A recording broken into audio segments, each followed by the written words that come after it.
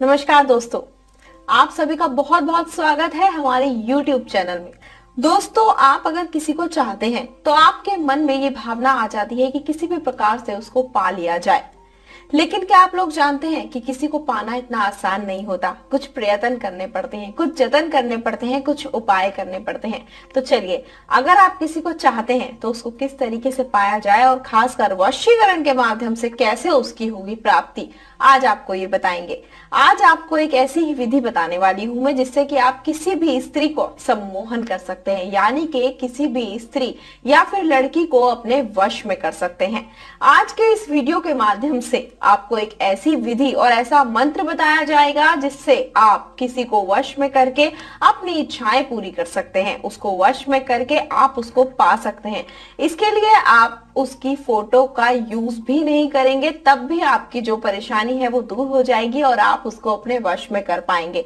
तो आप उसके घर भी नहीं जाएंगे और अपने घर में ही रहकर इस उपाय को कर पाएंगे, क्योंकि मुमकिन नहीं हो पाता है कि फोटो अवेलेबल हो जाए या फिर ये भी नहीं मुमकिन हो पाता है कि उसके घर पर जाया जाए। और ये जो उपाय है बहुत ही सरल उपाय है। तो चलिए मैं आपको बताती हूँ कि आप किस प्रकार से उसकी फोटो का यूज किए बिना, उसके घर जाए बिना और उससे मिले बिना, उसको कुछ खिलाए पिलाए बिना उसको आप सम्मोहित कर सकते हैं। दुनिया के किसी भी कोने में हो, आप उसको अपने वश में कर सकते हैं। तो चलिए विधि मैं आपको बताती हूँ, जिसमें आपको करना होगा एक छोटा सा उपाय और इस विधि के माध्यम से आप उसको पूरी तरीके से पालेंगे और उसको सम्मोहित करके अपनी इच्छाएं भी पूरी कर सकते हैं। तो चलिए मैं आपको बताती हूँ कि इस उपाय को किस तरीके से करना है। लेकिन एक चीज ध्यान रखिएगा कि आपको यह काम बिल्कुल भी गलत तरीके से नहीं करना होगा और ना ही करते वक्त आपके मन में उस व्यक्ति के लिए कोई गलत भावना होनी चाहिए।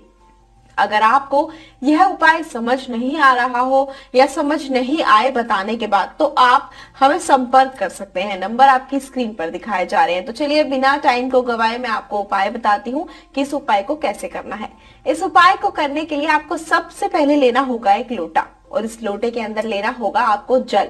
और ध्यान रखिएगा कि जल आपको इतना ही लेना होगा जिसको आप 11 बार में पी पाए।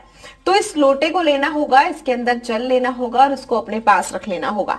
उसके बाद जलाना होगा आपको एक दीपक और इस दीपक के अंदर आपको डालना होगा थोड़ा सा घी या फिर तेल।